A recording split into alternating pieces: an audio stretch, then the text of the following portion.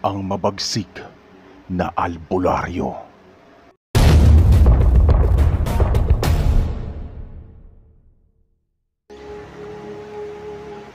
Ang kwentong ibabahagi ko po sa inyo ay tungkol sa karanasan ng isang senior citizen noong ikalawang digmaang pandaigdig. 71 taong gulang na siya ngayon, pero tandang-tanda pa rin niya ang mga pakikipagsapalaran at kagitingan niya ng kanyang amang si Damian noong panahong yon. Itago na lang natin siya sa pangalang Delfina. Taong 1942 nang sakupin ang bansang Pilipinas ng mga Hapones, at si Delfin ay kasalukuyang 11 taong gulang pa lamang noon. Taga-Morong sila sa bayan ng Rizal. Kilalang mahusay na albularyo ang kanyang ama na nagtataglay din ng mga anting-anting na ipinasa pa ng kanilang mga ninuno hanggang kay Delfina. Meron siyang agimat ng kabala na nagbibigay sa kanya ng kakaibang kunat ng balat na kahit itak at bala ay hindi tumatalab sa kanya. Nangangalaga din siya ng pangil ng kidlat na nagbibigay sa kanya ng kakaibang lakas, at ang huli ay ang pamako kung saan ay kaya niyang paralisahin ang mga nakakaalitan niya. May libreta din siya na naglalaman ng mga orasyon at dasala. Kaya naman hindi lang basta-bastang albularyo si Damian. Nirerespeto at iginagalang din siya sa kanilang lugar. Lagi siyang isinasama ng ama sa gubat. Pumupunta sila doon para manguha ng mga halamang ugat at mga dahon na ginagamit ni Damian sa panggagamot. Madalas niyang makitang may kinakausap ang ama. Minsan ay maliliit na tao, minsan naman ay tikbalang dahil ang kalahati ng katawan nito ay tao at kalahating hayop. Mga kaibigan daw ito ng ama nang handang tumulong dito sa oras ng pangangailangan. Marami sa kababayan nila ang lumalapit kay Damian para magpagamot. Merong sinasapian ng elemento, iyong nagugustuhan ng engkanto. Meron ding sinasaniban ng masamang espiritu dahil gustong kunin ang katawan, at meron ding kinukulama. May lumulobo ang tiyan kapag lumalaki ang tubig dagat. Meron ding tinutubuan ng kung ano-anong sakit sa balat. Ang pinakamatindi ay iyong sumusuka ng higada. Hindi raw iyon basta-basta kulama, kundi barang na. Hindi nagpapabayad si Damian sa kanyang napapagaling. Sa halip ay sinasabihan niya lang nito ang nagbabayad na ibinigay na lang sa mga nangangailangan. Kaya naman kalimitan ay mga nagdadala na lang sa bahay ng bigas, mais, kamuting kahoy, gulay o kaya ay isda. Minsan ay may mga karne din bilang pambayad sa panggagamot ni Damian. Halos araw-araw ay may mga buwibisitang may sakit sa kanya, at mas lalo pa itong dumadami nang tuluyang masakop ng Hapon ang Pilipinas. Napakaraming sugatan ang dinadala sa kanilang bahay doon sa Morong para magpagamot. Kapag malala ay binibigyan lang ito ni Damian ng pangunang lunas, Pilipino man o Amerikanong kawal, bago ito dalhin sa doktora. Kaya ang nangyari ay napag-initan siya ng mga Hapon. Tinangka siyang dakpin ng mga dayuhan, pero nanlaban ang albularyo at nagbanta na dadaan muna ang mga ito sa kanyang bangkaya bago siya makuha. Pinilit pa siyang kausapin ng collaborator, pero pinanindigan niya ito. Kaya pinalibutan siya ng halos 12 ng sundalo. Inalis pa ng mga ito ang armas at sabay-sabay na sumugod. Ang naunang sundalo ay agad na binigyan ni Damian ng sapak sa panga. Halos umangat ito sa lupa. Naglaglagan ang mga ngipin na isa-isa nitong pinulot. Tila hindi naman nasitdak ang mga sundalo at inaakalang nakatsamba lang ang albularyo. Sabay na sumugod ang dalawa pa, pero Ang isa ay tinadyakan niya. Nagpagulong-gulong ito sa mga kasamahan na sinalo naman ng mga sundalo, kaya nagbagsakan silang lahat. Ang isa naman sa mga lalaki ay sinampal ni Damian. Lumusot ang ulo nito sa dingding ng bahay nila. Masyado kayong mga abusadong mga sakang kayo? Sambit pa ni Damian na nangangalaiti na sa galit. Agad na kinuha ng mga sundalo ang kanilang mga sandata at pinagbabaril ang albularyo. Mabilis naman nakapagtago si Damian, pero ganun pa man, katakatakang sa dami ng balang tumama sa kanya, ay galos lang ang kanyang natamo. Maging ang mga tsismoso at tsismosa na nakasilip sa mga bintana ng kanilang mga bahay ay namangha sa pangyayaring yun. Nang maubos na ang bala ng mga sundalo, ay nilusob na ito ng albularyo. Kitang-kita nila kung paano bugbugin ng manggagamot ang mga dayuhang singkit. Natulala pa ang mga ito na waring nasindak sa lakas ni Damian. Nang matapos ang paggugulpi nito sa mga sundalo, ay naguunahang nagsialis ang mga yon. Sa takot nga ay naiwan pa nila ang mga armas. Kitang-kita ng mga taga roon ang kagitingang ipinamalas ng albularyo. Tuwang-tuwa sila dahil hindi nagtagumpay ang mga ito sa pinaplano. Pero ang kasiyahang iyon ay panandalian lamang dahil bumalik ang mga sundalong Hapon ng araw ding iyon. Nabitbit ang buong puwersa at pinagbabaril ang buong angkan ni Damian, pati na ang mga usiserong kapitbahay. Namatay ang kanyang asawa, pati ang kanyang magulang at mga kapatid. Bukod doon, ay tinutukan din nila ng baril si Delfina na tila ba sinasabing kapag hindi siya sumuko, ay pati ito ay mawawala.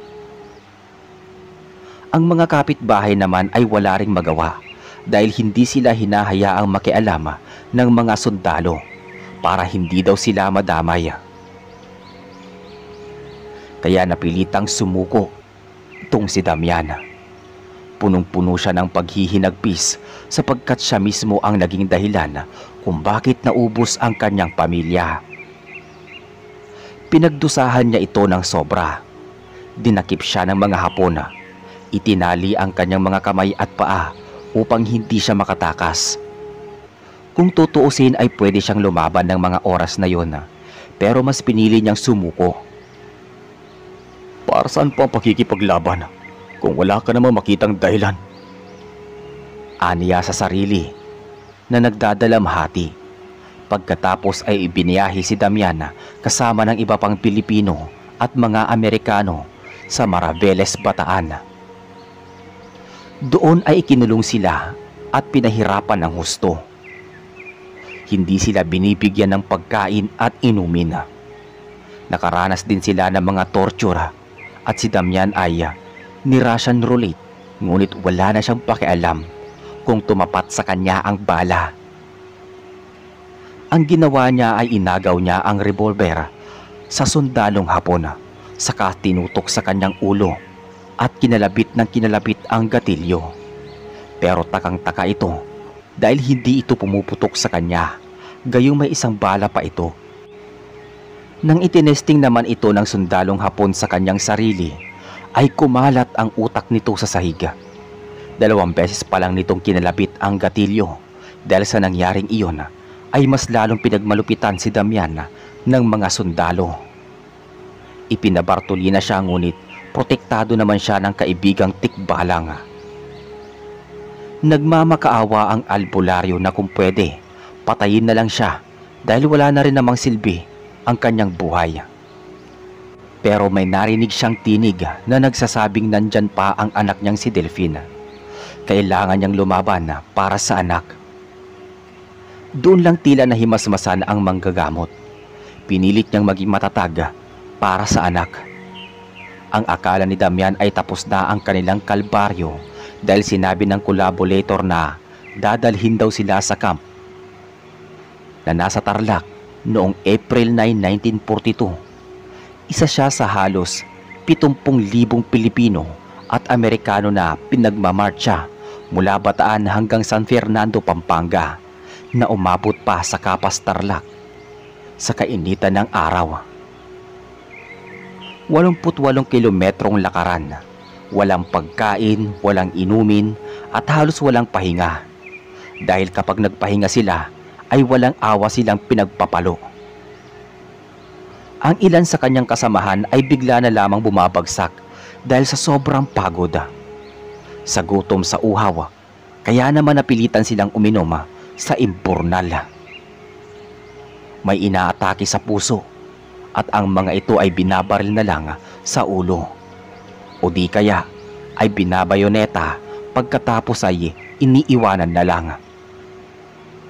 Hindi pa doon natapos ang walang humpay nilang paglalakad dahil tumuloy pa sila ng 13 metro patungo naman sa Camp O'Donnell. Marami ang mga tumakas na Pilipino at Amerikano pero karamihan sa mga yon ay nahuli at pinagbabaril ng mga sundalong Hapon. May ilan din namang sinuwerte at nakatakas. Lahat ng iyon ay nasaksihan ni Damian dahil isa siya sa mga tumakas sa mga sundalong Hapon. May araw din kayong mga hayop kayo, sambit ni Damian habang nakakubli sa bato at pinapanood ang mga kasamahan. Sa kabila ng mga hirap at pasakit ay nananatili siyang matatag sa tulong nito ng taglan niyang anting-anting at syempre ng anak niya na si Delpina na siyang pinaghuhugutan niya ng lakas ng mga panahong yun. Awang-awa si Damian sa mga kasamahan niyang nasawi pero wala siyang magawa. Maging siya man ay biktima din na mapang-abusong kamay ng mga dayuhan. Sa gutom ni Damian ay kinain niya ang lahat ng makita niya. Pati nga ang bungang pang-is-is sa kawali at mga damong ligaw ay kinain niya. Akala niya ay ligtas na siya pero tinutugis pa rin pala siya ng mga sundalong Hapones. Kaya naman tumakbo siya ng tumakbo hanggang sa makarating siya sa gubat. Ngunit ayaw niya talaga siyang tantanan ng mga taong yon.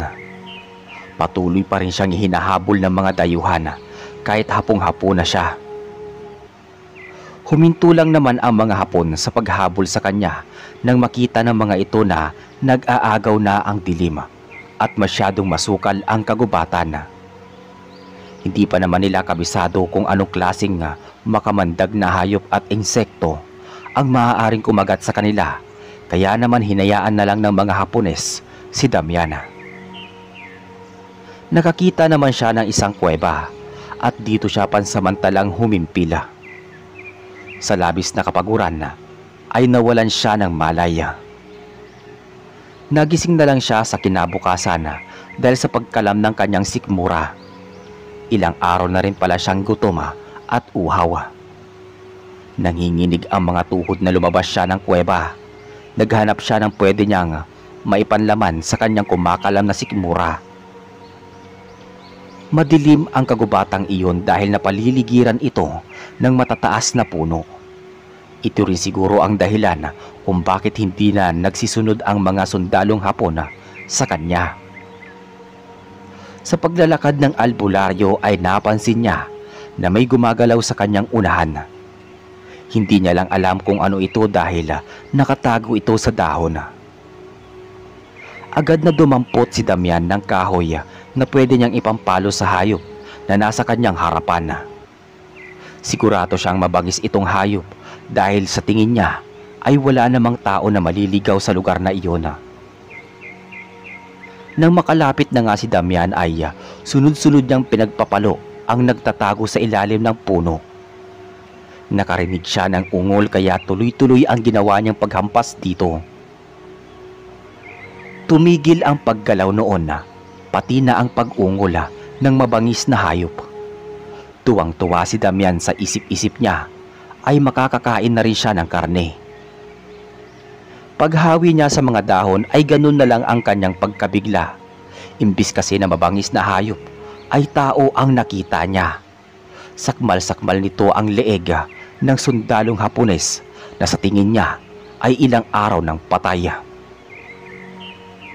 Iba na kasi ang kulay ng balat nito at may kakaiba na rin itong amoy. Ang lalaki naman ay nanlilisik ang mga mata. Bigla itong nagpalit ng anyo. Humaba ang mga kuko. Naglabasan ang mga pangila at humaba din ang mga kamay nito kaysa sa pangkaraniwang tao. Ikinagalit nito ang pang-iistorbo sa pagkain, kaya sandali nitong binitawan ang pagsakmal sa leeg at hinarap si Damian. Hindi malaman ng albularyo kung hihingi ba siya ng patawad o muling aatakihin ang lalaki dahil hindi naman ito tao kundi isang balbala. Dahang-dahang lumapit ang halimaw kay Damian kaya iniamba naman niya ang pamalo dito at sinabihan ito na huwag lalapit dahil hahampasin niya ito. Pero tuloy-tuloy pa rin sa paglapit ang naturang nilalang. "Pakialamero ka! Papatayin kita!" Sigaw nito na lalong naging mabangis at hinampas ito ni Damian ng kahoy sa ulo.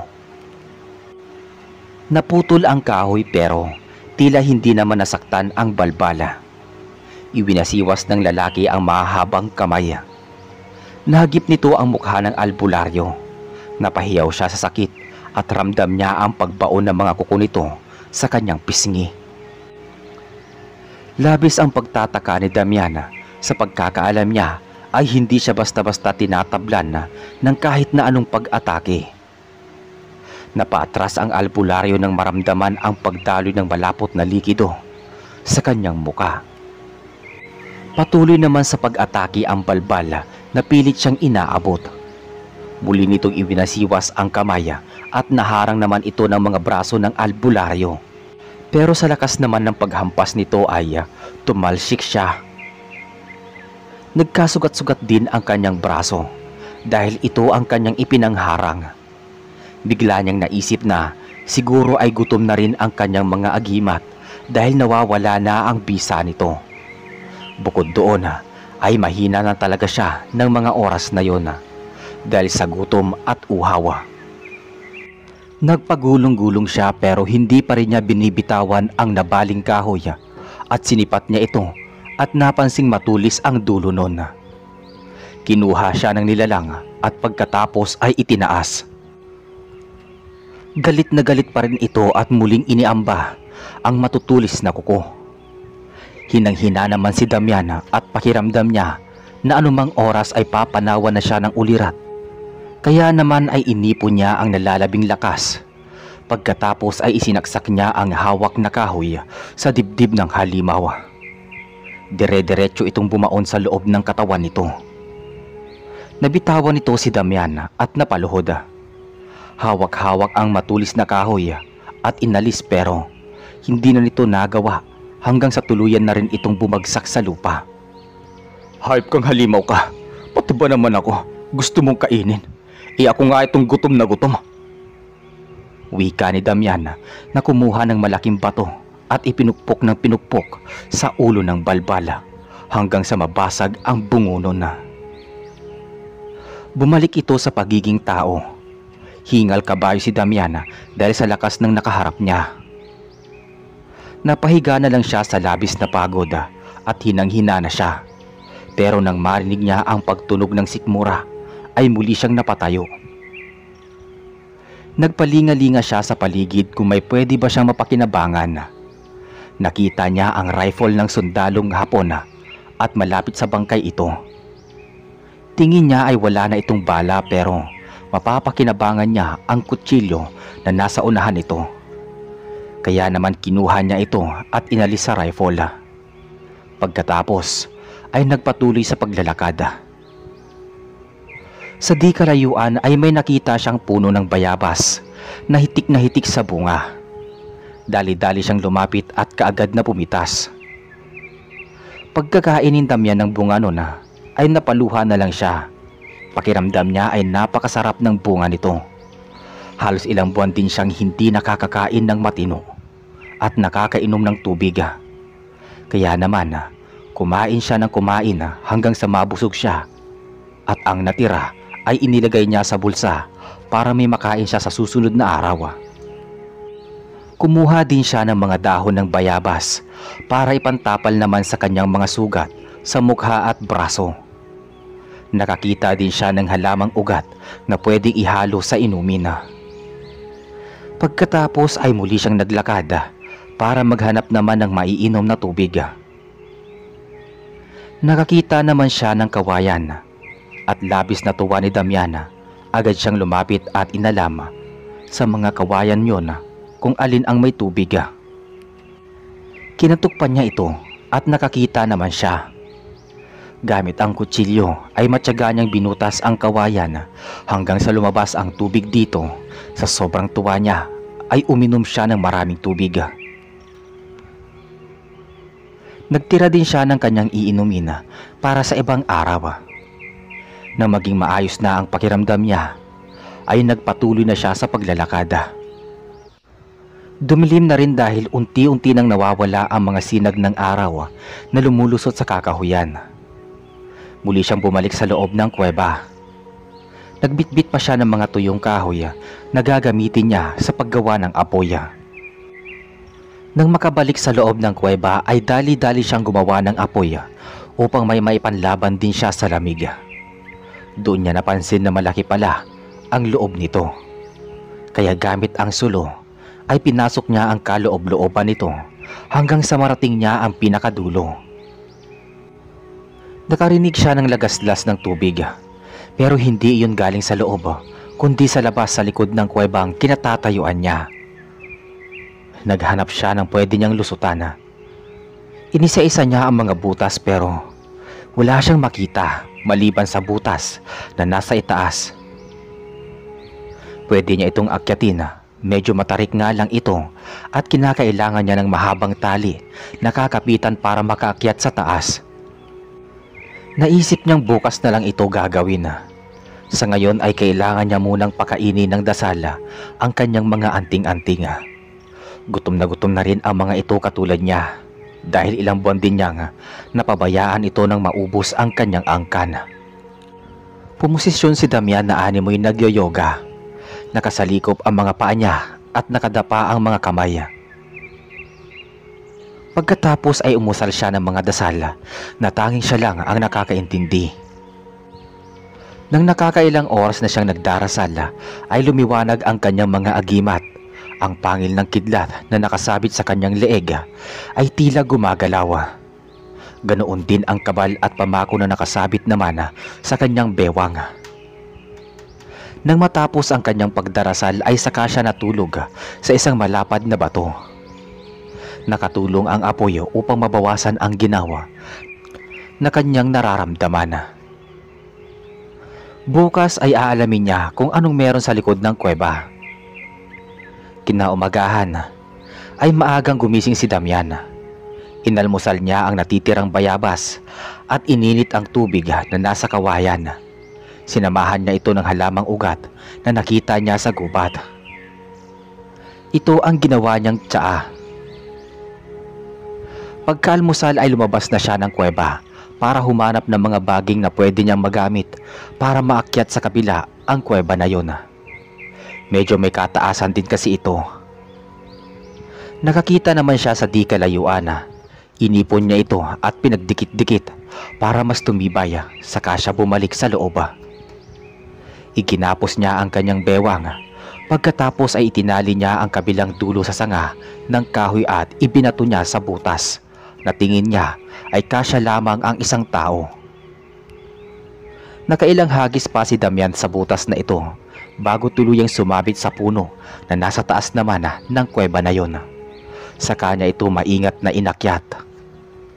Hindi naman gaanong nahirapan ang manggagamot dahil kahit papaano ay nakabawi na siya ng lakas. Ilang minuto nga din ay nakarating na siya sa taas. Namangha siya sa nakita dahil di niya sukat akalain na may pamayanan pala at naninirahan sa lugar na iyon. Nakita niya ang hilera ng mga bahay sa di kalayuan. Nagmamadali siyang bumaba para makahingi na rin ng kaunting pagkain at inumin, pati na rin damit dahil nanlilimahid na ang kanyang kasuotan. Pero hindi pa man siya nakakalapit sa mga nakatira doon ay nakita na niyang umuulan ng palaso at sibat. Nagkagulo ang mga tao kaya't naglabasan ang mga kalalakihan na may mga dalang sandata. May dalang itak, buntot ng pagi at ang iba ay may baril. Tingin niya ay naagaw ng mga ito sa mga dayuhan. Akala ni Damian ay hindi siya ang inaatake ng mga ito, pero nang kamuntikan na siyang mahagip ng isang sibat ay hindi na siya nagdalawang isip na tumakbo palayo. Pabilis siyang umatras pabalik sa taas ng kuweba. Huwag ka nang babalik dito! Patay gutom! Sigaw ng mga tao sa kanya. Nahiwagaan naman si Damian kung paano nalaman ng mga taong iyon na lumapit siya para manghingi ng pagkain at inumin, pati ng maisusuot na damit. Kaya umalis muna siya at bumalik sa taas ng kuweba. Nagmasid-masid siya sa paligid at nag-isip kung paano ba siya makakalapit sa mga tao nang hindi binagbabantaan ang kanyang buhay. Nakaisip naman siya ng paraan. Hinintay niyang gumabi para pasimpleng kumuha ng pagkain, inumin at damit na nasabing pamayanan. At ganun nga ang kanyang ginawa. Nang dumilim na ang paligid at hindi siya mapapansin ng mga ito, ay dahan-dahan na siyang lumapit sa mga bahay at pasimpleng pumasok sa isa sa mga naroon at nanguha ng mga pagkain at inumin. Tiyempo nga, naglalabing-labing naman ang nakatira, kaya hindi rin siya napansin ng mga ito. Nakita niya ang hinubad na kasuotan ng lalaki na nasa taas ng bahay dahil gawa lang sa tabing nasawali ang pinto ng bahay. Agad niya iyong dinukwang ng kamay pero hindi niya ito maabot. Naghanap siya ng pwedeng ipanungkit at nakakita siya ng matulis na kawayan at dali-dali niya itong kinuha at sinungkit ang damit. Agad siyang nagpalit ng damit. Hindi pa man siya natatapos sa ginagawa ay nakarinig na siya ng mga ingay. Nakita niyang nagkakagulo sa maliit na pamayanan. May mga dumarating na mga kaaway na biglang naalarma ang buong kalalakihan. Dali-dali siyang lumabas ng bahay upang tignan kung ano ang nangyayari. Nakita niya ang mga kalalakihan na sumusugod para harangan ang mga paparating na grupo. Tingin niya ay mahigit 100 din ito, pero nakakapagtaka lang ay walang mga dala ang kaaway ng pamayanan, kundi sarili lang nila. Nang makalapit, nang magtagpo ang dalawang grupo, ay biglang nagpalit ang anyo ng mga to. Naging balbal ang bawat isa sa kanila. Halos pare-pareha sila ng itsura mula sa nanlilisik na mga mata. Mahabang biyas ng mga kamay, matatalim ang mga ngipin at matutulis ang mga kuko. Kitang-kita niya kung paanong paglaruan ng mga balbal ang mga taga roon. Napakalakas ng mga ito. Bawat mahagip ng kanilang matutulis na kuko ay agad na bumabagsak at bumabaha ng dugo. May mga tumatalsik pa sa malalayo kapag iwinawasiwas ng mga balbal ang mahaba nilang kamay. Ilang minuto pa lang ang nakakalipas ay nakakita na siya ng unti-unting pagkaubos ng mga kalalakihan. Napababa na rin ang mag-asawang gumagawa ng milagro kanina. Nakita siya ng lalaki pero hindi na siya nito pinansin, bagkus ay agad itong nagsuot ng pang-ibaba. Pagkatapos ay kinuha ang itak para tumulong sa mga kasamahan. Nang makuha na ni Damian ang mga kailangan, ay dahan-dahan na siyang umalis. Hindi siya makikialam sa laban na iyon. Tingin niya ay may matagal ng alitan ang dalawang grupo at normal na ito sa kanila. Siguro ay kaya din siya inatake kanina ng mga taga roon ay napagkamalan siyang balbala at tinatawag din nilang patay gutom. Pero hindi pa man siya nakakalayo ay bigla nilang naisip na hindi mga tao ang umaatake sa pamayanan, kundi mababangis na halimaw. Huwag kang makikialam, Damian. Kailangan ko pang hanapin ang anak mong si Delphine. Utos iyon ng kabilang bahagi ng utak niya. Pero naririnig din niya ang boses ng kanyang mga kaibigang duwende at tikbalang na tila sinasabi nga Hindi duwag ang Damian na kilala namin. Natauhan siyang bigla. Napansin niyang lumiwanag at gumalaw din ang taglay niyang mga birtud. May mga buhay kasi ang mga ito na tila sinasabi din sa kanya na huwag matakot dahil kasama niya ang mga to. Agad niyang kinuha ang kutsilyo sa tagiliran at matapang na gumitna sa labanan. Tinulungan niya ang mga taong unti-unti nang nagagapi ng mga balbala. Agad niyang sinaksak ng kutsilyo sa ulo ang isang balbal na sumalubong sa kanya. Agad na bubagsak ang balbal na iyon. Bumalik ito sa pagiging tao.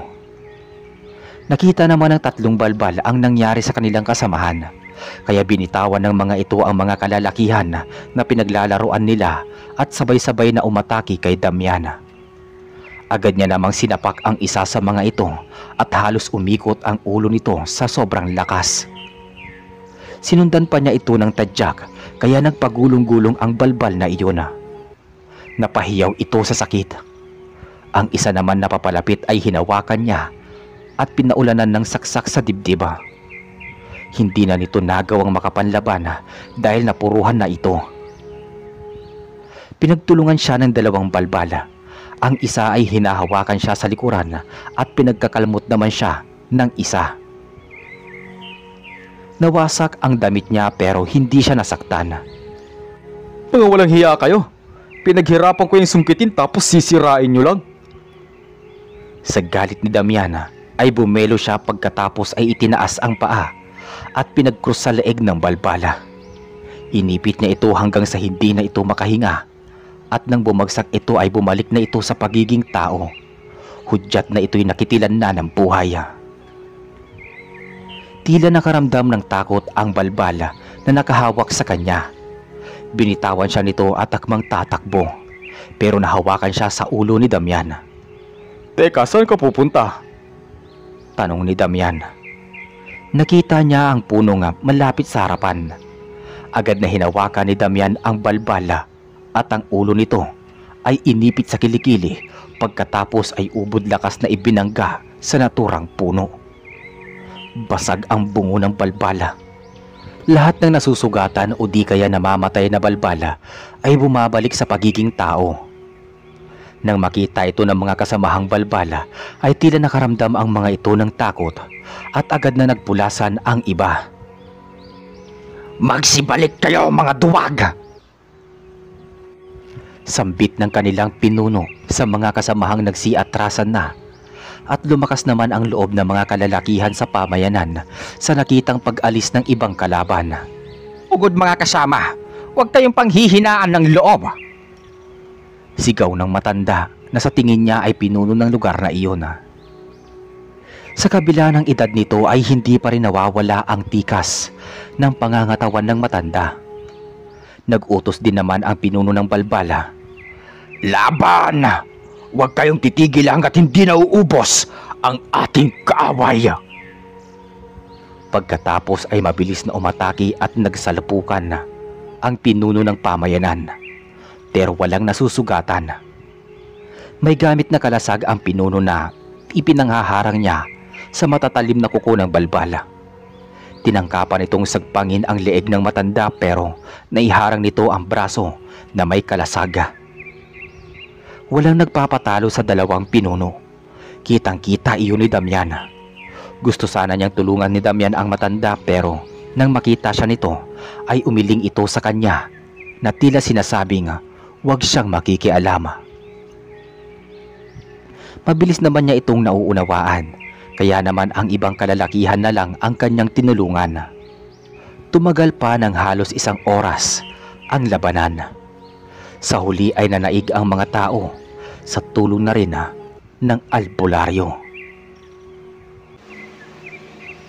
Nang makita ng pinunong balbala na unti-unting pagkalagas ng kanyang mga tauhan, ay sinabihan nito ang mga kasamahan na aatras muna sila. Bumalik ang mga ito sa pagiging tao at tinulungan ang iba pang nasugatan. Binitbit din nila ang paalis at mga namatay. Pero bago tuluyang umalis ang mga balbala, ay tinignan pa siya nito ng masama. Hindi pa tayo tapos. May araw ka rin sa akin, pakailimero ka. Nang makita naman ng pinuno na nagsiatrasan na ang kaaway, ay sinabihan nito ang mga kasama na tumigil na rin at dalhin ang mga nasugatang kasamahan sa kanilang manggagamot. Agad namang tumalima ang mga kalalakihan. Pinagtulungan din nilang buhatin ang namatay para mabigyan ng parangal. Agad namang lumapit ang mga kalalakihan kay Damian. Nabigla naman siya dahil tila masayang masaya ang mga ito na itinataas siya habang nagsisigawan. Kanina lang ay halos patayin siya ng mga ito. Dinala siya ng mga kalalakihan sa kanilang pinuno. Sinabihan naman ng mga pinuno ang mga kasamahan na magsiyukod sa kanya. Hindi iyon para sumamba, kundi para humingi ng tawad sa ginawa nila kay Damian kanina at para na rin magpasalamat sa pagtulong nito sa pagsupil sa mga patay gutom. Ayon kasi sa pinuno na nakilala niya sa pangalang Apo Matias, ay matagal na silang ginugulo ng mga patay gutom. Iyon daw ang tawag nila sa mga halimaw na nagnanakaw ng bangkay ng mga mahal nila sa buhay. Panahon pa lang daw ng mga Amerikano ay may alitan na sila. Isa raw itong grupo ng mga revolusyonaryo na kumakalaban dati sa mga dayuhan na pumaliktad. Sila naman ay pangkaraniwang mamamayan na gumawa ng pamayanan upang takasan ang mga pananakop. Tinanong siya nito kung paano sila naging ganoon. Ayon naman sa matanda na dati ay iilan lamang ang nagpapalit anyo sa mga iyon. Pero katagalan daw ay dumami sila dahil naipasa nila ito sa pamamagitan ng laway. Hinihimok din daw sila ng mga ito para maging kauri nila, pero mariin itong tinutulan ng pinuno dahil hindi daw nila maaatim na kumain ng bangkay. Dugtong pa nito na ang mga namatay daw na kasamahan ng patay gutom ay kinakain din nila. Marami pa daw gustong ikuwento ang matanda pero dahil lumalalim na ang gabi ay bukas na lang daw niya ito itutuloy. Napatangon na lang si Damian. Walang dudang mga patay gutom nga ang mga umatake sa kanila. Mga gutom sa patay. Dinala siya ng pinuno sa kanyang bahay. Pagkatapos ay sinabihan at pinagsilbihan ng masasarap na pagkain at inumin na agad naman niyang nilantakan dahil sa sobrang gutom niya. May karne ng baboy, may inihaw na manok, may mga prutas din at masasarap na inumin. Nang mabusog, ay pinasamahan siya ni Apo Matias sa mga tauhan nito para dalhin sa pansamantala niyang matutuluyan. Isa iyong maliit na kubo na may kwarto. Tanging sulo lang ang nagbibigay liwanag sa kapaligiran. Nagpababa lang siya ng kinain at pagkatapos ay natulog na rin. Kinabukasan ay maaga siyang nagising. Naisipan niyang libutin ang pamayanan. Sa tingin niya ay hindi naman ito ganoon kalaki. Tansya nga niya ay aabot lang ito ng 10 ektarya. Nagtataka lang siya dahil nalibot na niya ang buong lugar pero hindi pa rin niya nakikita ang talon na sa tingin niya ay nasa likod ng kuweba. Nakita siya ni Apo Matias na tumitingin-tingin. Binigyan siya nito ng isang baso ng mainit na tsaa. Saka ito nagkwento at simple lang daw ang buhay nila dito. Ang mga kababaihan ay nag-aasikaso sa bahay, habang ang mga kalalakihan ay nagtatanim o di kaya ay nangangaso sa gubat. Bagamat mahirap daw ang buhay sa kanilang lugar, ay kontento na sila dito. Kahit papaano ay malaya daw sila sa pagmamalupit ng mga Amerikano. Sinabi naman ni Damian sa matanda na matapos na ang pananakop ng mga puti, pinalitan na ito ng mga singkit na di hamak na mas malupit at mas marahas. Tumangutango naman ang matanda. Ayon pa dito, ay hindi naman siguro mangangahas ang mga ito na pumunta sa kanilang lugar dahil sa takot na maligaw sila sa gubat. Maya-maya pa ay may lumapit kay Apo Matias at sinabing nakahanda na raw ang almusala. Inaya na rin nito si Damian para kumain na. Nang makapag-almusal sila, ay nilibot pa siya ni Apo Matyas sa paligid ng pamayanan. Ipinakita sa kanya nito ang isang maliit na butas na tinatakpan lamang ng bato. Tingin niya ay isa iyong kuweba sa ilalim ng lupa. Pumasok sila at bumungad sa kanya ang isang mataas na talon. Walang dudang ito ang talon na kanyang naririnig mula sa loob ng kuweba. Sa kabilang bahagi naman ng talon ay may mga kwadradong kahon na gawa sa kahoy. Iyon daw ang labi ng mga yumao nilang kaanak. Itinatago daw nila ito para hindi makita ng mga patay gutom. Ipinakita rin ni Apo Matyas ang likod ng talon. Isa pala itong malawak na espasyo. Pakiramdam ni Damian ay nasa kabilang mundo siya. Iyon daw ang lihim na taguan nila kung sakaling dumating sa kanilang pamayanan ang mga mananakop o di kaya ay matalo sila sa mga patay gutom. Napatango na lang si Damian hanggang ngayon ay hindi pa rin siya makapaniwala. Umiiral pala ang mga ganoong lugar. Paglabas nila sa kuweba ay dinala din siya ng pinuno sa isang malaking bahay kung saan ay ginagamot ang mga sugatan at may sakit. Nakita niya ang kakulangan ng mga manggagamot sa kaalaman sa herbal sa gamot at mga halamang ugat, kaya tinuruan niya ang mga to. Hindi naman makapaniwala si Apo Matyas na isa siyang mahusay na albularyo. Agad nagpakuha si Damian ng mga dahon at ugat, pati na rin na baging na ginagamit niya sa panggagamot. Sa tingin naman ng mga albularyo doon ay simple lang din naman ang ginagawa niya. Ang hindi alam ng mga ito ay ginagamitan niya ito ng dasal at orasyon kahit na nga ang pangkaraniwang tubig. Kaya naman mas nagiging mabisa ito kapag pinapainom sa may sakit.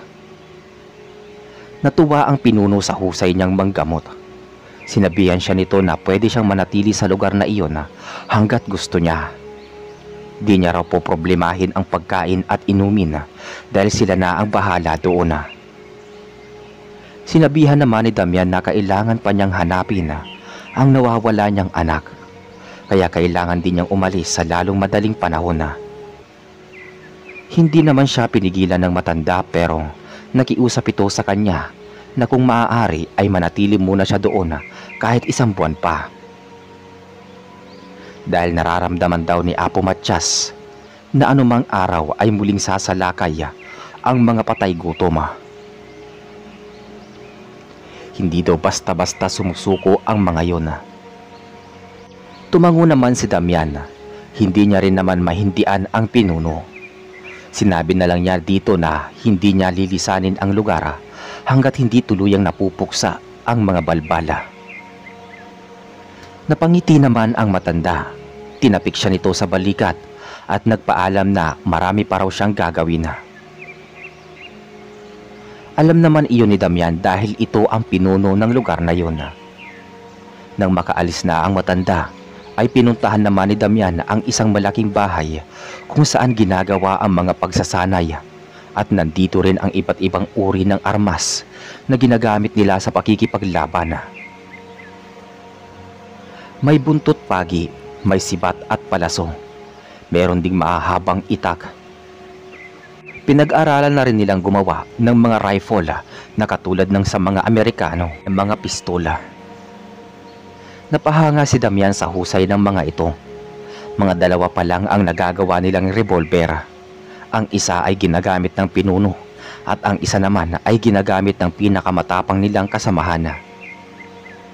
Gagawa pa raw sila ng isa pa para kay Damian dahil sa tulong daw niya ay napatras nila ang patay gutom.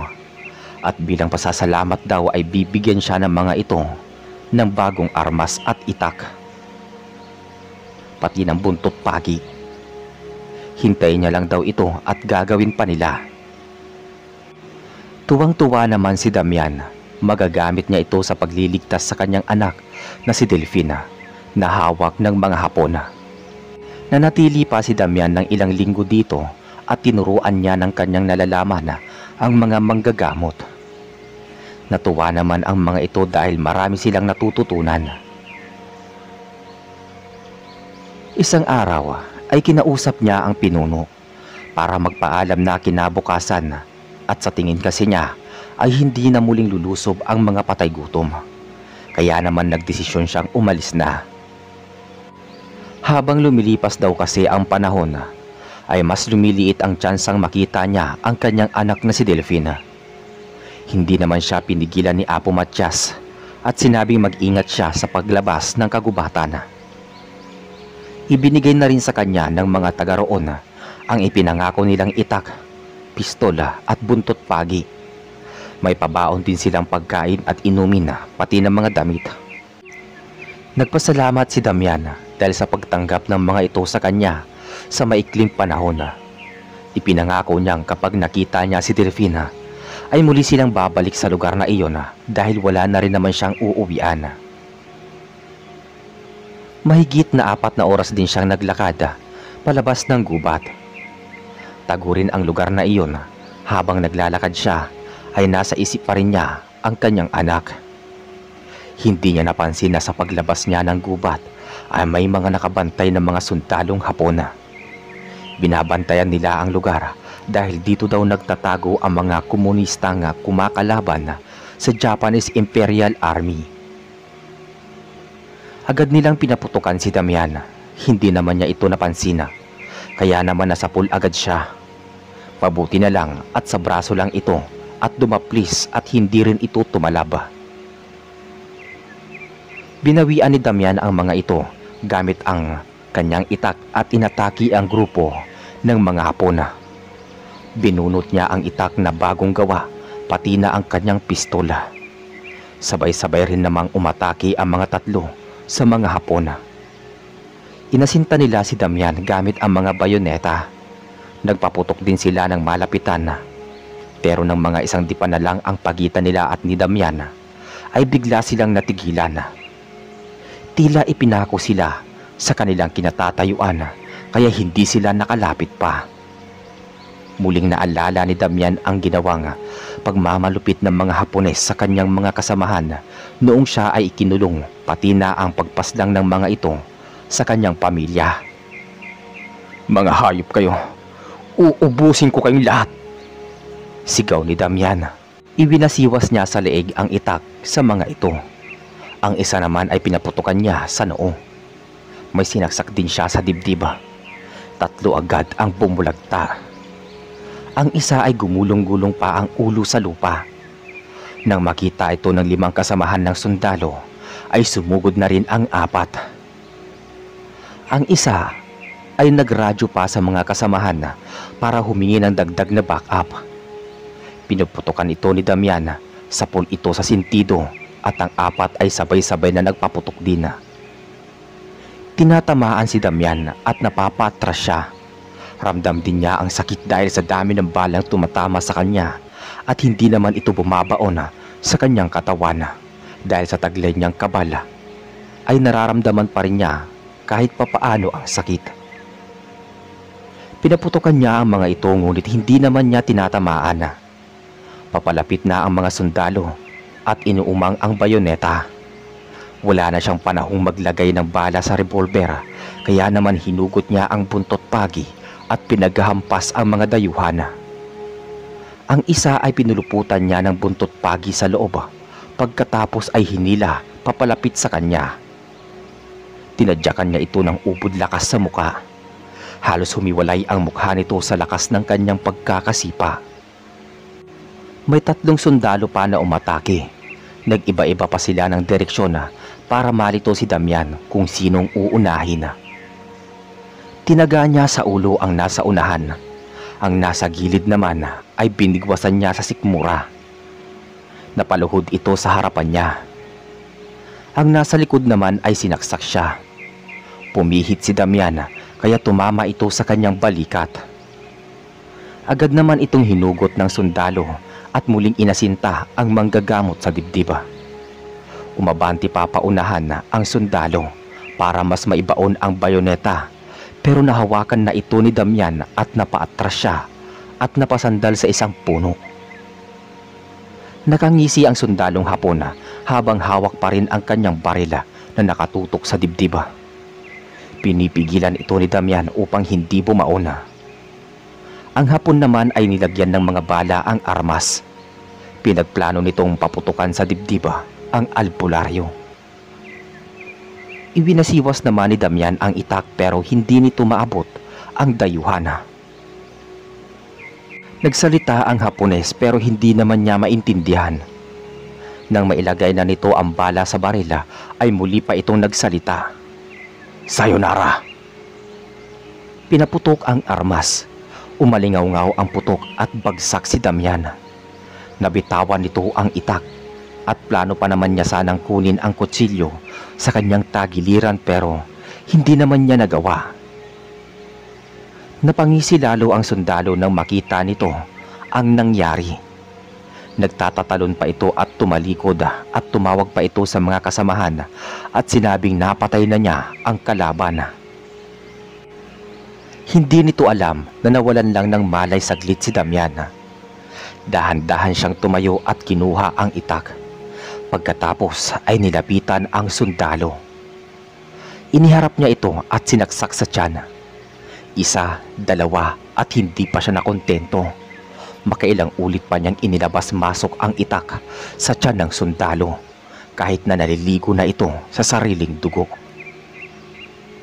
Bigla niyang naalala ang ginawa ng mga ito sa kanyang pamilya pati na sa kanyang mga kasamahan. Bumagsak ang sundalo sa lupa. Dilat ang mata nito sa tindi ng dinanas. Ipinunas pa ni Damian ang kanyang itak sa uniforme ng sundalo. Saka niya kinuha ang mga gamit at naglakad. Hindi niya alam kung saan siya magsisimulang maghanap sa kanyang anak. Naglakad siya ng naglakad. Papalubog na ang araw noon. Nakita niyang bantay sarado pa rin ang mga daan, kaya naman ingat na ingat siya sa mga pagkilos. Sa di kalayuan ay may nakita siyang malaking bahay na may 2 palapag.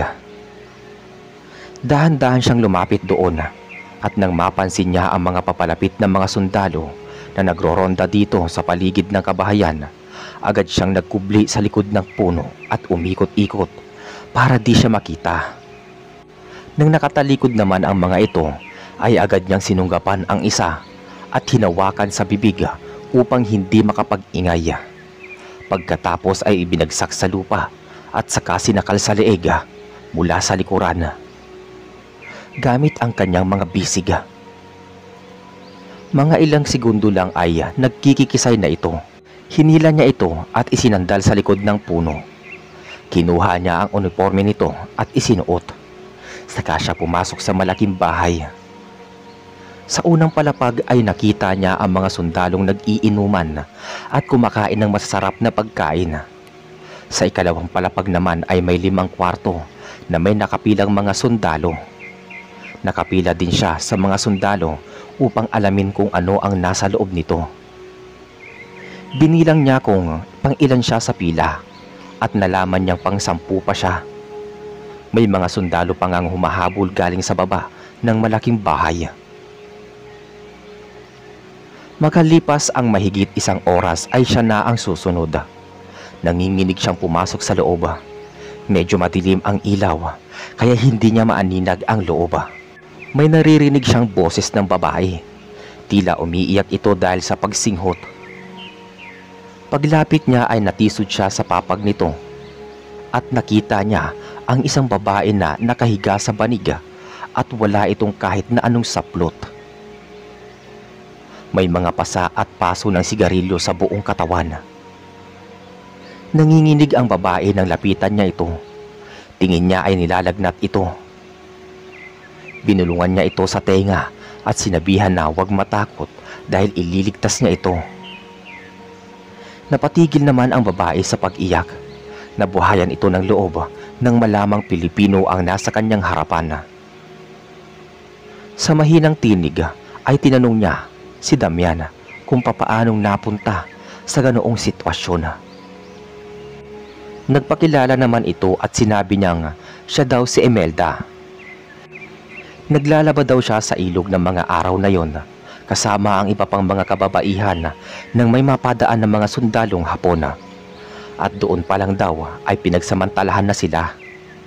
Wala daw pakialam ang mga kasamahan nito nang makita daw ito ng mga kamag-anak niya ay dali-daling nagsisugod ang mga ito.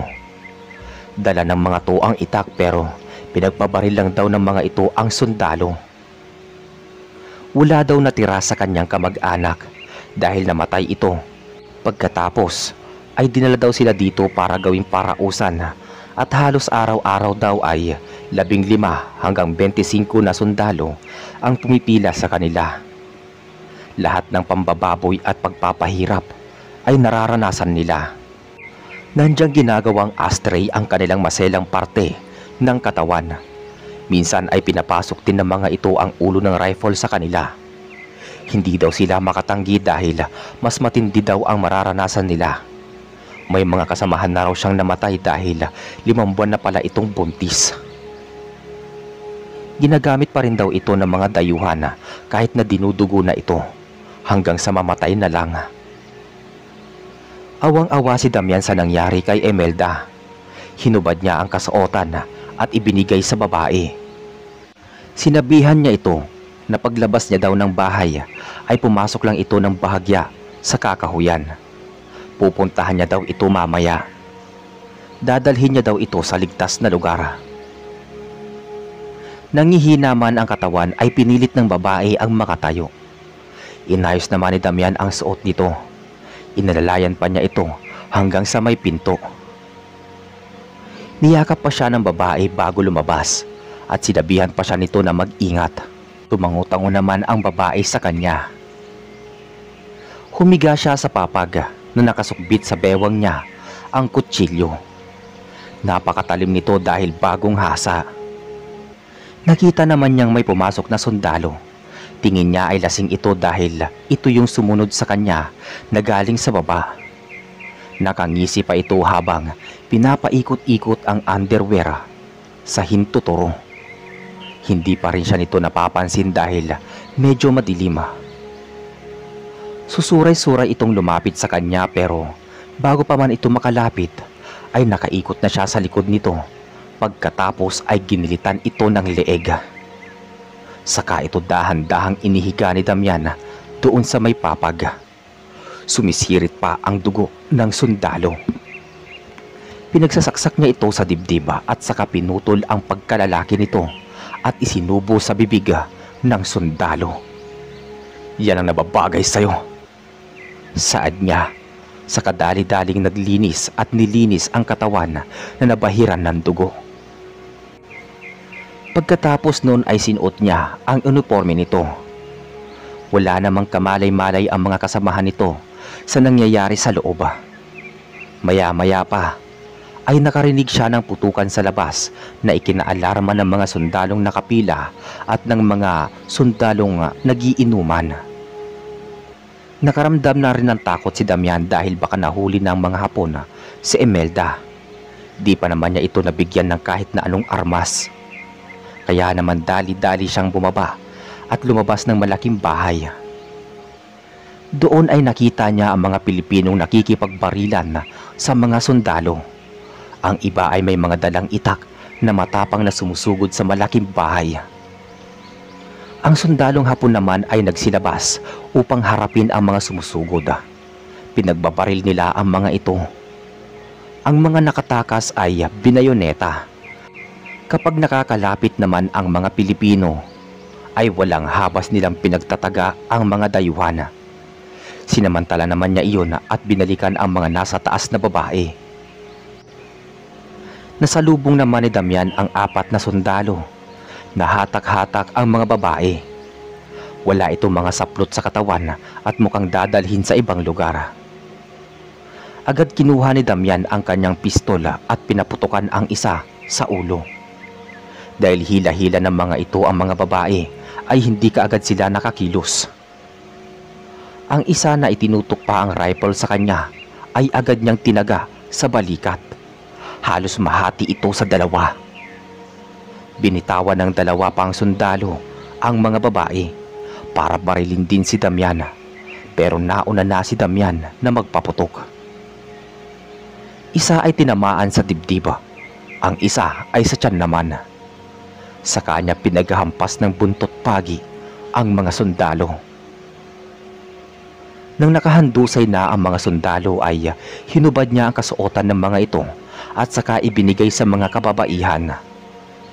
Saktong pagpasok din ng mga Pilipino, napagkamalan pa nga silang sundalong Hapon at akmang tutugisin, pero nang magsalita si Damian ay natigilan ang mga to.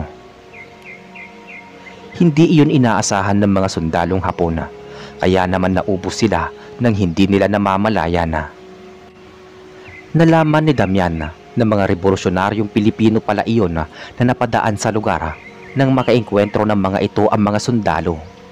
Dito ay nakita nila ang malaking bahay at nalaman nilang ito pala ay concentration camp kung saan inaabuso nila ang mga kababaihang nabibihag nila at tinatawag na comfort women. Nakilala niya ang pinuno na nagngangalang Ka Amado. Sinabihan nito ang mga kasamahan na kunin lahat ng armas ng mga dayuhan, gamutin ang mga sugatang kasamahan at ilibing ang mga namatay. Kanya-kanyang kilos ang mga to. Naitanong ni Damian kung may alam ba sila kung saan dinadala ang mga batang nabibihag ng mga sundalo. Hindi naman ito alam ng pinuno, pero nakahuli sila ng 2 Pilipinong collaborator at ito ang tinanong nila. Ayon naman sa mga ito ay may isa pa daw na concentration camp na malapit sa kanila, at kung hindi sila nagkakamali ay mga bata ang bihag doon, dahil ito ang ginagawa nilang mga alipin at tagasilbi sa kanilang mga pinuno. Itinuro pa nito ang direksyon kung saan ito nakatayo. Mga 2 oras lang daw na lakaran ay mararating na ito. Nang marinig ito ng mga pinuno ay napatango na lang ito. Dito daw sa lugar na ito ay gagawa sila ng paghahatol. Inutusan ng pinuno ang 2 sa kasamahan na basahin ang magiging desisyon sa 2 collaborator. Napagkasunduan naman ng mga tagahatol na susunugin ng buhay ang 2 yun, sa kadahilan ng hinahayaan nilang pagsamantalahan ang kapwa nila sa kanilang harapan. Nagmamakaawa pa ang 2, pero mabilis itong nalagyan ng bayong sa ulo, at pagkatapos ay itinali ang mga kamay pati ang paa upang hindi makagalaw. Saka ito binuhusan ng gas at ipinitin sa malaking puno na nanduroon. Inutusan na ng pinuno ang mga tauhan na nasindihan na ang 2. Halos magkikikisay ang mga ito dahil sa init na kanilang nadarama. Rinig na rinig nila ang panaghoy ng mga ito dahil sa matinding sakit. Ilang saglit lang din at natahimik na ang 2, pero nananatili pa rin silang nasusunog.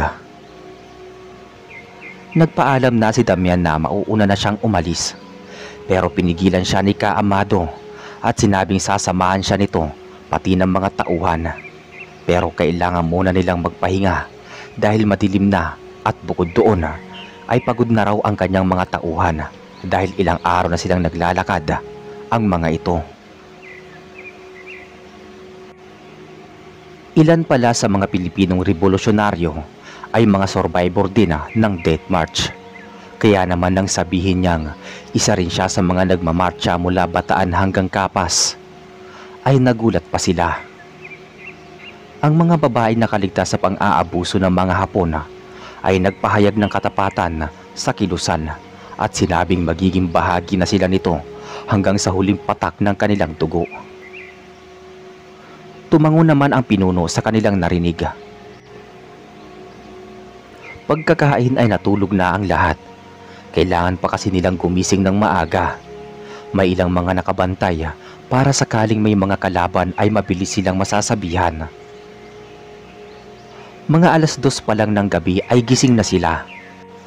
Sinabihan silang lahat na magsihanda na dahil meron daw na 5 honor type jeep na sasakyan ang mga dayuhan.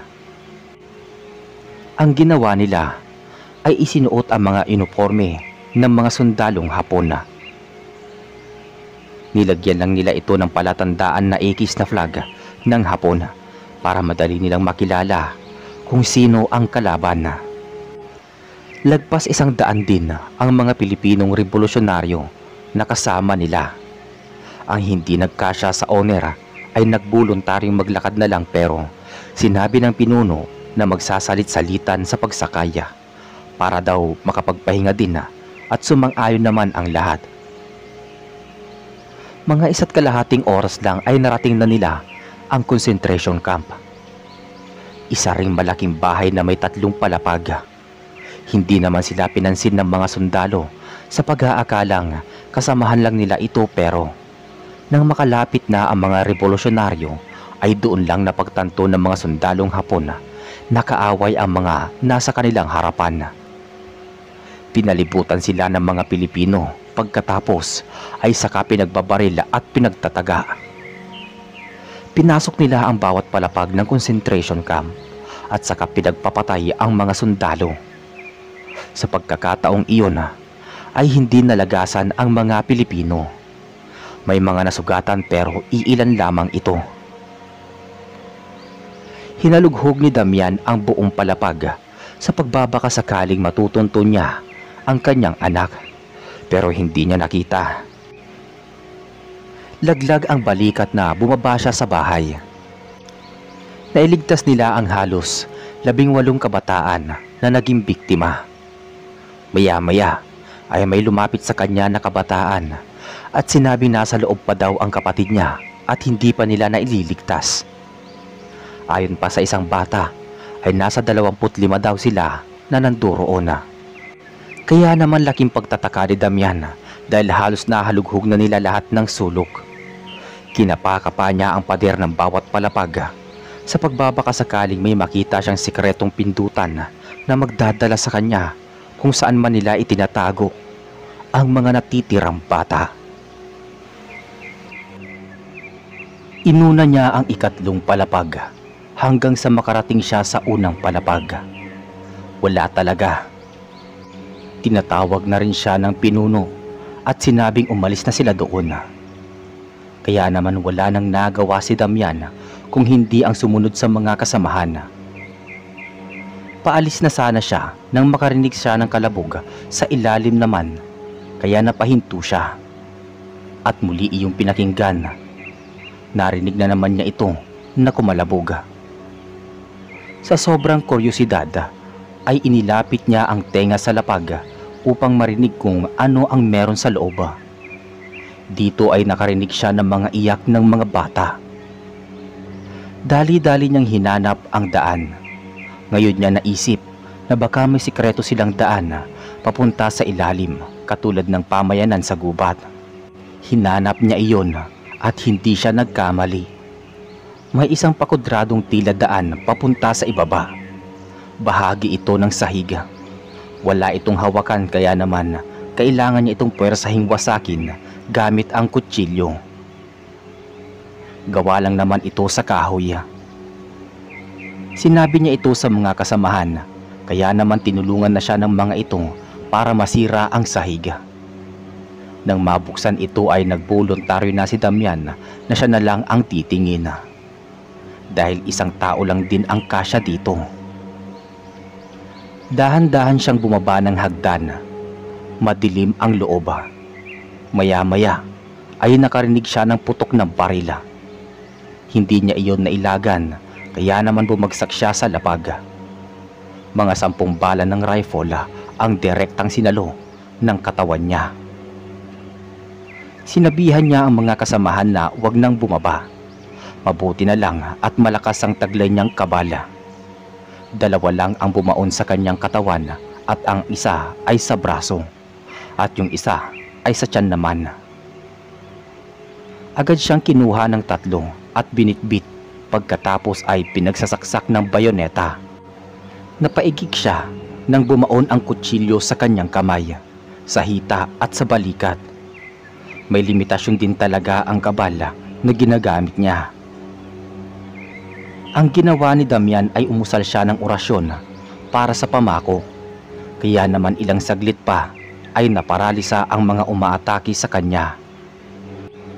Delikado talaga siya kung wala siyang anting-anting, lalo na at hindi niya nakikita ang mga kalaban.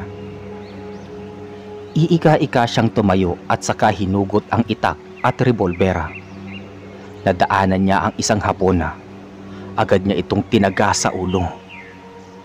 Kailangan niyang mapatay lahat ang sundalong Hapon bago mawala ang bisa ng pamako. Mga 1 minuto lang ang itinatagal nito. Nadaanan niya ang 2 pang sundalo na nakaamba ang mga bayoneta. Binaril niya ito sa ulo at ang isa ay tinaga niya sa dibdib. Nang mawala na ang bisa ng pamako, ay bumagsak na ang 3. Mga wala na itong buhay. Kailangan pang makita ni Damian ang 7 dahil 10 ang balang tumama sa kanya ng sabay-sabay. Dito niya ibinase ang bilang ng sundalo. Pakapakapa pa rin siya sa pader nang walang ano-ano ay may umatake sa kanya. Sinaksak siya sa dibdib habang ang isa ay sa hita. Kaya naman muli siyang bumagsak. "Hindi puta! Umamatay yata ako rito ah!" Anya pa niya at napamura. Pinaputukan niya sa dibdib ang sundalo na aatake pa sa kanya. Ang isang sundalo ay pinatid niya at bumagsak. Binunot niya ang kutsilyo sa tagiliran at saka ginilitan sa leeg ang naturang sundalong Hapon. Nangisay ito bago tuluyang namatay. Kumalat ang dugo nito sa sahig. Maya-maya ay narinig niya ang boses ni Imelda. May dala itong gasera at nakita nito sa bahay na ibinigay niya ito kay Damian. At inalalayan din siyang tumayo. "Bakit ka pumunta rito? Umalis ka na at delikado." Saad ni Damian na iika-ikang lumalakad. Inilawan niya ang daan. Pinulot naman ni Imelda ang isang barila at itinutok sa daan na matapatan ng ilaw. Maya-maya ay narinig niya ang sigaw ng mga bata na nakakulong pala sa isang lugar. Pero sa likod ng mga ito ay may 5 sundalo na nakatutok ang mga barela sa ulo ng mga bata.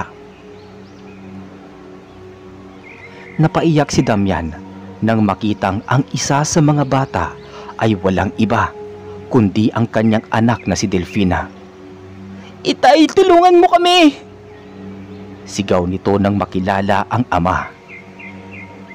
Tumigil ka! Kapag lumapit ka, sige, mamamatay tong anak mo!" Sigaw ng isa sa mga Pilipinong nakabantay sa mga bata.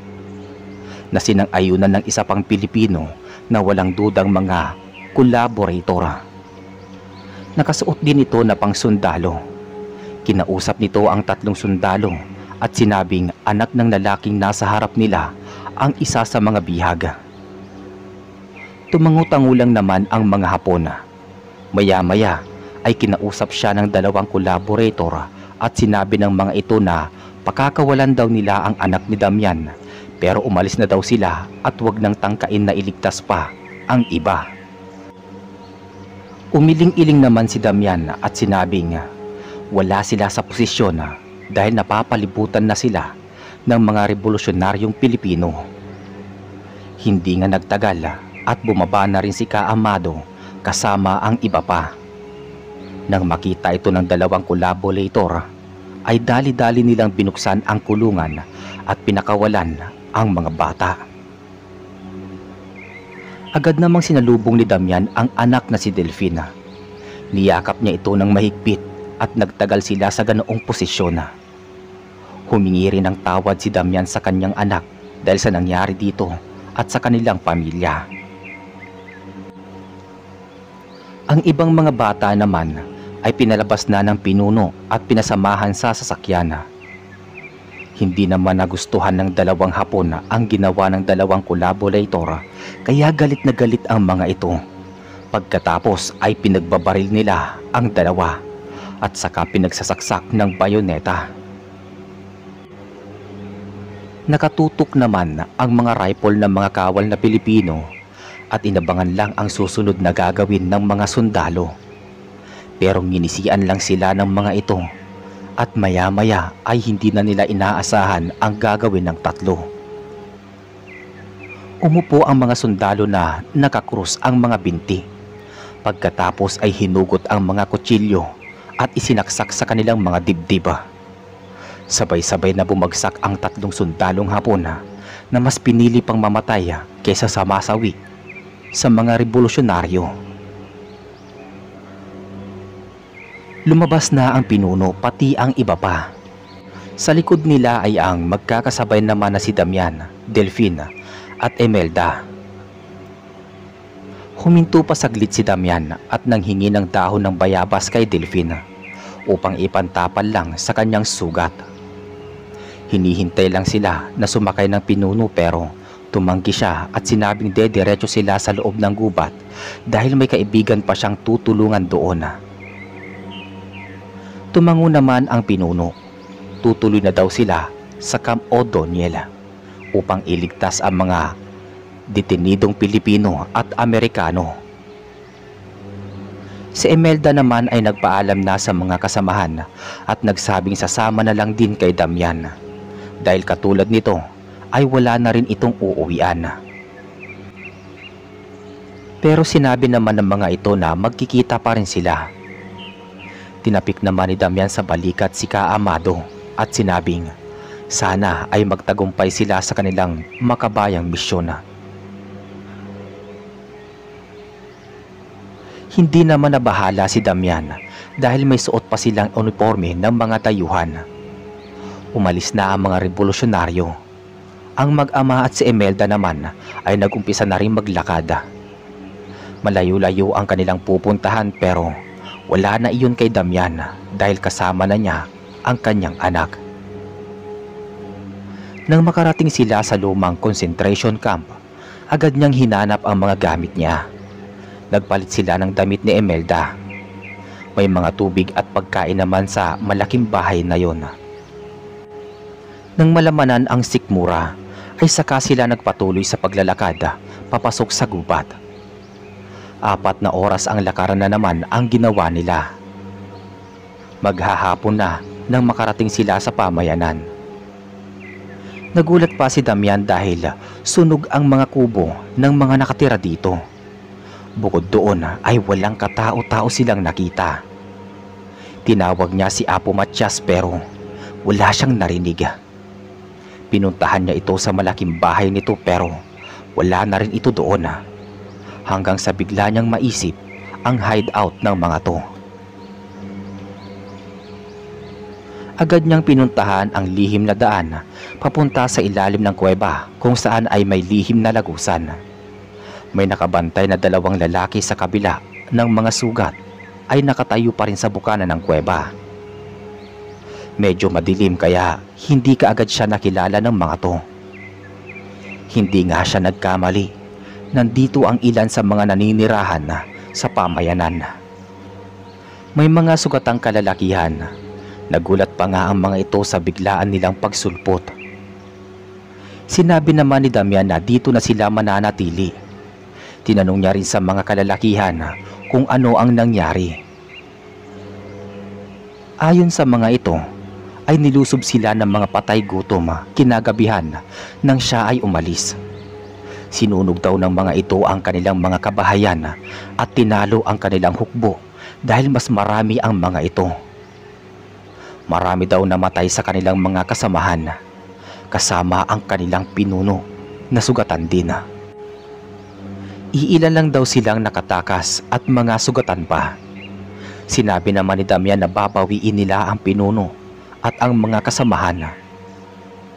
Tumango naman ang mga ito. May isang nakatakas na mandirigma na nagsabing alam niya ang hideout ng mga patay gutom o mga balbal na aswang.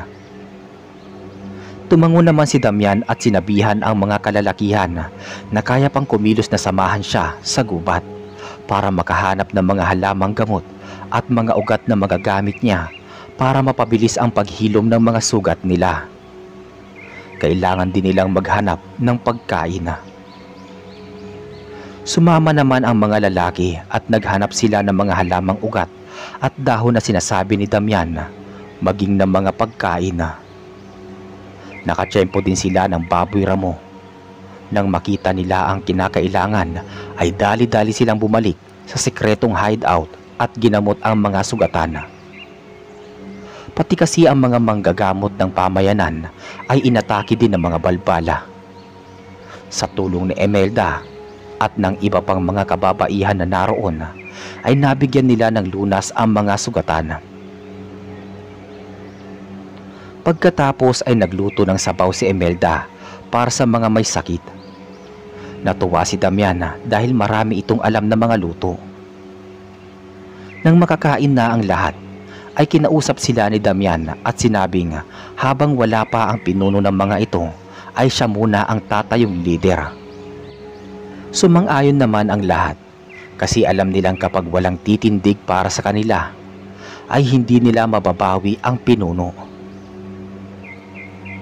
Kinabukasan ay tulong-tulong nilang itinayo ang pamayanan.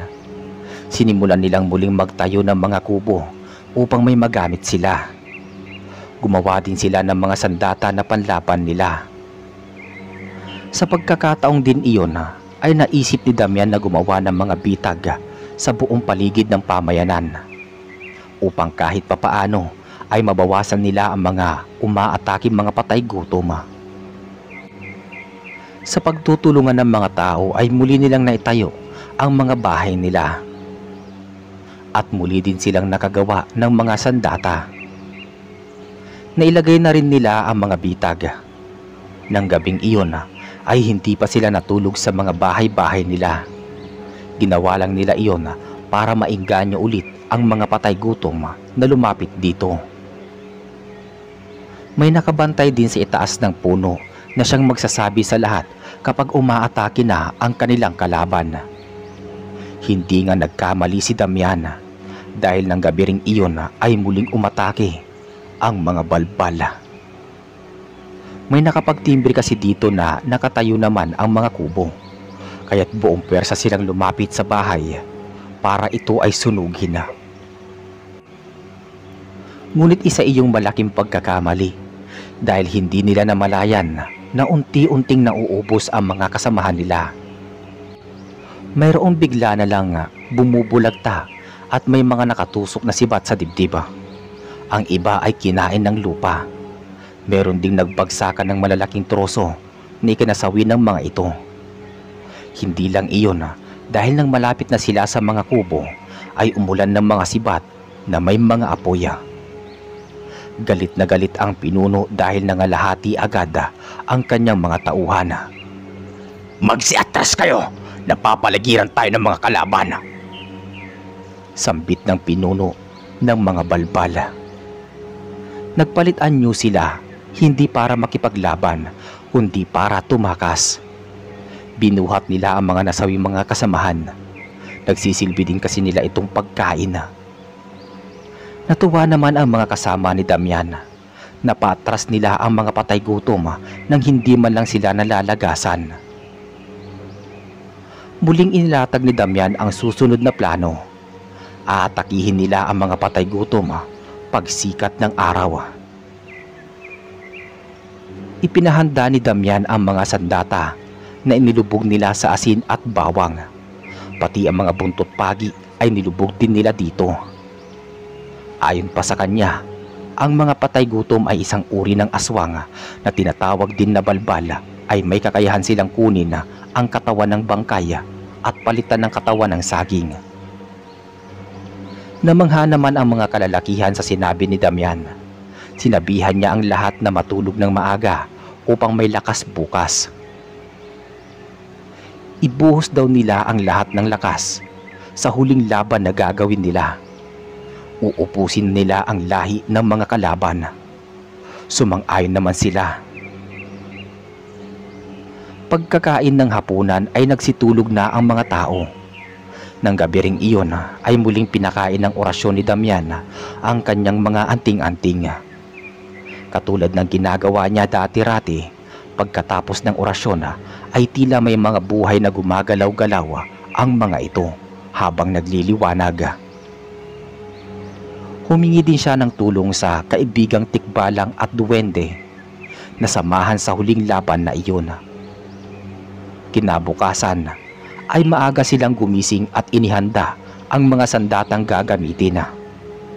Maging ang mga kababaihan ay sumama na rin at humawak ng mga armas, pati na si Imelda. May hawak siyang rifle at sa anak naman niyang si Delphine ay revolver. Pagkatapos ay lumusob na sa kampo ng mga kalaban. Maingat ang ginawa nilang pagkilos. Dahan-dahan ang ginawa nilang paghakbang sa pangambang may mga nakatago ring bitag ang mga ito. Pero wala silang nakita kahit na ano, maliban sa iilang bantay na nakapaikot sa paligid at mas malaki ang pamayanan ng mga ito. Pero tingin naman ni Damian ay hindi na ganoon karami ang haharapin nila dahil ang iba ay namatay na sa ginawa nilang bitag. Sininyasan ni Damian ang mga kasamahan na patayin ang mga bantay nang walang ingay hanggat maaari. Kaya naman maingat ang bawat isa na pinaikutan ang mga bantay pagkatapos ay isa-isang inatake. Hindi na nagaw makapanlaban ng mga balbala dahil bumubulagta na kaagad ang mga ito. Wala nang buhay ang mga ito at malaya silang nakapasok sa lugar ng mga kalaban. Inutusan niya ang mga kasamahan na pasukin ang mga kabahayan at patayin lahat ng nakatira doon. Si Damian ay pinuntahan ang pinakamalaking bahay. Sarado lahat ang bintana nito, pati na ang pinto. Walang pagpipilian ang mga manggagamot, kundi persahang pumasok sa loob. Malaki ang bahay na iyon na mayroong pang ikalawang palapag. Hindi pa man siya nakakailang hakbang ay may umatake na kaagad sa kanya na isang balbala. Nagniningas ang mga mata nito, matutulis ang mga kuko at matatalim ang mga pangila. Agad siya nitong dinamba at sinakmal sa leeg. Hinayaan lang naman niya ito. Hinugot niya ang kutsilyo na ibinabad niya sa asin at bawang pagkatapos ay isinaksak sa leeg ng naturang nilalang. Napaatras ito at bumalik sa pagiging tao. Maya-maya ay nagsisigaw na ito sa sobrang sakit dahil tila asidong sinusunog ang balat nito. Kinuha ni Damian ang itak at tinagpas ang leeg ng nilalang. Nagpagulong-gulong ang ulo ng balbala. Maya-maya ay may bumaba pa na 4 na balbala. Galit na galit ito sa ginawa ni Damian. Pinalapit pa niya ang mga 4 na nagpalit din ng anyo. Pinaikutan siya ng mga ito at ang isa ay nasa likod at ang isa naman ay nasa harap. Meron din sa magkabila ang gilid. Sabay na nagsilusob ang 4 na nilalang. Ang ginawa ni Damian ay pinaikot niya ang buntot pagi sa ere. Tinamaan naman ang isa sa pisngi at bigla itong napatras. Napasigaw ito sa sobrang sakit. Nahiwa ang balat nito sa muka at nasunog. Sinabihan ng balbal ang mga kasamahan na huwag magpapatama sa dala nitong buntot pagi. Muli silang umatake ng sabay-sabay. Muli rin namang pinaikot ni Damian sa ere ang kanyang sandata. Inihanda din niya ang itak sa mga makakalusot sa buntot pagi niya. Ang ginawa ng mga balbal ay padapa nilang sinugod si Damian. Wala namang nagawa si Damian kundi atakihin ang nasa unahan niya at tinaga niya ito sa ulo, pero bago pa ito tamaan ay nakatras na ito. Iyon ang hinihintay ng 3. Hinawakan siya sa kamay at 2 paa. Hinayaan lang naman ito ni Damian upang atakihin siya ng isa sa mga balbala. May naisip siyang plano. Di nga nagtagal ay umatake ang balbala na nasa kanyang unahan. Nang malapit na ito ay inipon niya ng buo ang kanyang lakas at pinag-umpog ang 3. Bagsak ang 3 balbala. Dali-dali niyang kinuha ang itak at tinagpas ang kamay ng balbal na nakahawak sa kanyang paa. Napasigaw ito sa sobrang sakit at mabilis na umatras. Hindi nito namalayan na nakahiwalay na ang mga kamay nito. Bumalik ito sa pagiging tao. Hindi pa naman nakakabawi ang tatlong balbal ay sinaksak niya sa dibdib ang nasa unahan, saka ito binigwasan at bumalik ito sa pagiging tao habang naghihingalo. Tatakbo pa sana ang isa pero mabilis niya itong napuluputan ng buntot pagi pagkatapos ay binalibag sa padera. Bumalik din ito sa pagiging tao, hinang-hinana ng husto. Nagawang tumakbo ng pinakahuli. Hinugot ni Damian ang itak at sinundan ito sa ikalawang palapag. Doon ay nakita niya ang pinuno na nakaupo sa hapagkainan, kasama ang dalawa nitong alalay na nabahag ang buntot. May kung anong nakalagay sa lamesa, mga laman loob, atay, puso, pati ang utak ng isang tao. Meron ding mga karne. Nakangisi pa ito sa kanya habang nilalantakan ang atay. Kinuha ni Damian ang kutsilyo sa tagiliran at inasinta ang balbala na wala ng mga kamay. Hindi nito naiwasan ang kutsilyo. Sapol ito sa noo at bumulagta sa tabi ng pinuno nila. Baliwala naman ito sa pinuno at ngingisi-ngisi pa. Alam mo ba kung kaninong katawan ang nasa ibabaw ng aking hapagkainan? Nakakalokong tanong nito kay Damian. Alam na niya ang sasabihin nito at hindi niya iyon paniniwalaan dahil bangkay lang ang kinakain nila. Maliban na lang siguro kung patay na si Apo Matyas. Tinaga ni Damian ang nakaupong pinuno. Mabilis naman itong nakaalis at nagpalit ng anyo. Ito naman ang umatake kay Damian. Mas mabilis itong kumilos kaysa sa pangkaraniwang balbala. Kaya pala malaki ang respeto ni Apo Matyas dito dahil sa lakas nito. Sinuntok nito si Damian. Hindi iyon naiwasan ng manggagamot kaya tumalsik siya. Hindi siya gaanong tinablan nito dahil sinalo siya ng kaibigang tikbalang na siya lang ang nakakakita. Kinuha din ng kaibigan niyang mga duwende ang ginagamit niyang itak at ibinigay sa kanya. Pagkatapos ay siya naman ang umatake.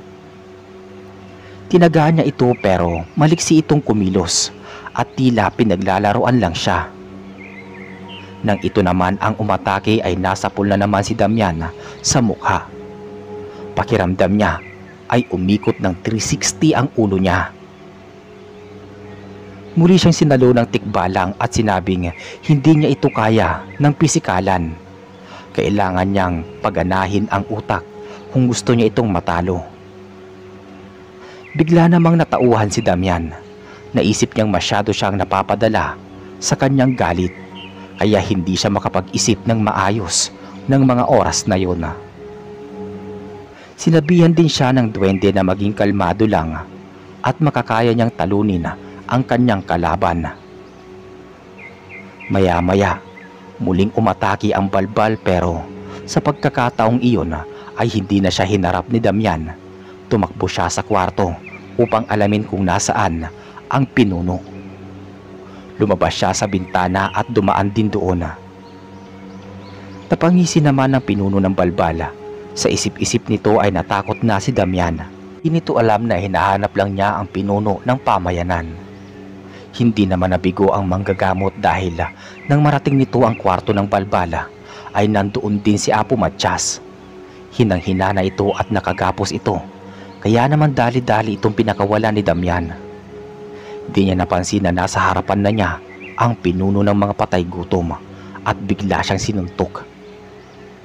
Ipinangharang naman niya ang likod upang hindi matamaan ang matanda.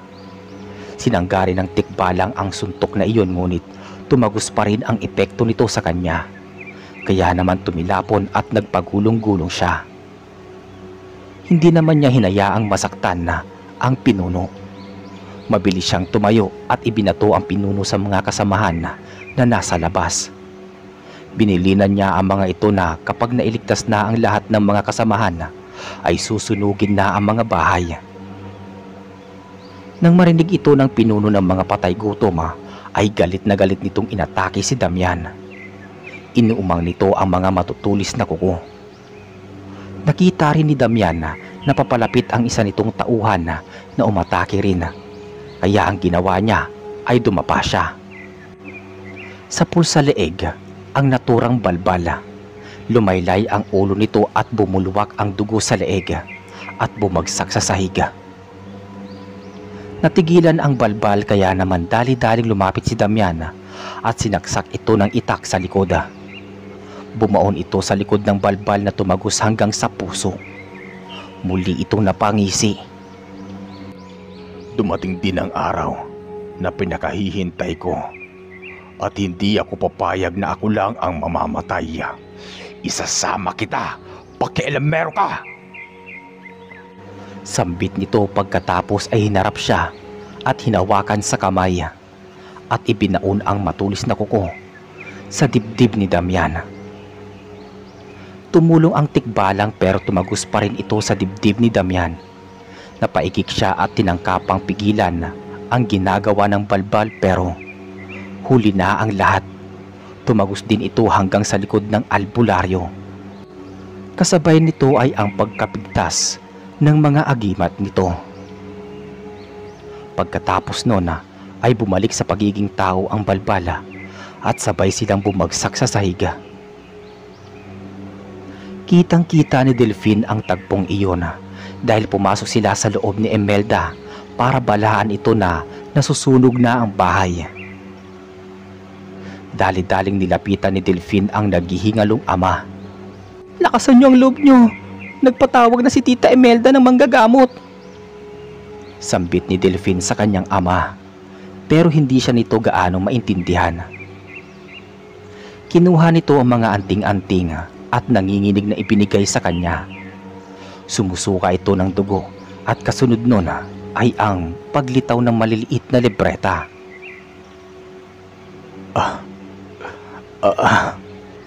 Anak, ingatan mo ang mga ito. Magagamit mo ito balang araw. Inabot naman ni Delphine ang mga ito. Merong itsurang pangila, may tila baging at meron ding kahoy. Ang isa ay maliit na librong itim. Paalam anak. Mahal na mahal ka. Mahal na mahal kita. Sambit nito at bumagsak na rin ang duguang kamay at ipinikit ang mga mata. Wala na itong buhay. Nakita rin ni Delphine ang tikbalang at ang mga duwende na unti-unting naglalaho sa kanyang harapan. Dumating na ang mga kasamahan ni Damian at nagmamadaling inlabas ang kanyang bangkay. Nagluksa ang pamayanan sa pagkamatay niya. Maraming nagsasabi na pwede siyang maging mahusay na pinuno kung nabubuhay pa siya. Sayang nga lang daw at maaga siyang namatay. Pero ang kagitingang ipinamalas niya ay hindi malilimutan ng pamayanang iyon kahit kailan. Nabalitaan din ni Delphine na hindi nagtagumpay ang grupo ni Ka-Amado sa pagliligtas sa mga nakakulong sa Camp O'Donnell. Bagkus ay napabilang din sila sa mga bilanggo at halos 60,000 raw ang nakakulong ritong Pilipino. Kasama sila at 9,000 Amerikano. Hindi raw sila pinapakain dito at pinagmamalupitan pa, kaya naman marami ang nagkakasakit at nagkandamatay-matay. 20,000 Pilipino at mahigit 1,000 Amerikano ang nagbuwis dito ng buhay. Ayon pa dito sa kaibigan ni Tita Imelda na nakatakas, namatay din kalaunan. Naulila man ay nagpatuloy si Delphine sa buhay kasama ang tinuturing niyang pamilya na si Imelda at doon na rin sila nanirahan sa pamayanang iyon sa loob ng gubat. Dito ay tinuruan si Delphine ng mga manggagamot upang maging mahusay. Natutunan niya rin ang pagbasa ng mga orasyon sa ibinigay ng kanyang ama at nagagamit na rin niya ang mga anting-anting na bigay ng tatay niyang si Damian. At dito po nagwawakas ang ating kwento. Maraming salamat po sa inyong pagsubaybay. Kita-kits tayo sa susunod na kwento. Hanggang sa muli.